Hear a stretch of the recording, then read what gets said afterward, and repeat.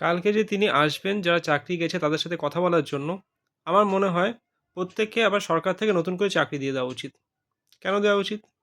কিছু অযোগ্য মানুষ মানে যাদের আপনারা অযোগ্য বলছেন আরকি, সেই অযোগ্য মানুষের জন্য যোগ্য যে ব্যক্তিরা রয়েছে তাদের পরিবার আছে, তাদের পরিবার ধ্বংস হয়ে যাবে, তাদের পরিবার নষ্ট হয়ে যাবে। এই বয়সে এসে তাদের অর্থনৈতিক সমস্যার মধ্যে পড়তে হবে এবং তার মধ্যে অনেক পেশেন্ট রয়েছে, অনেক বৃদ্ধ বাবা-মা আছে ছেলেমেয়ের উপর ভরসা করে বসে থাকে। তাদের জন্য তো চাকরি দেওয়াই উচিত। কেন তাদের তো কোনো অপরাধ নেই, তাদের তো কোনো দোষ নেই। তারা তো পরীক্ষা দিয়েই চাকরি পেয়েছে। আর যারা পরীক্ষা না দিয়ে চাকরি পেয়েছে বা যারা পয়সা দিয়ে চাকরি পেয়েছে, তাদেরও চাকরি দিয়ে দেওয়া উচিত।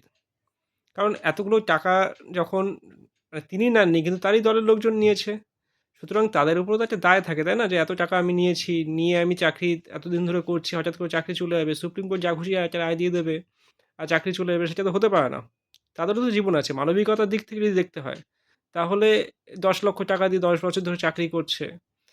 এ এখন চাকরি চলে গেলে কোথা থেকে টাকা দেবে? কোথা থেকে সুদ দেবে?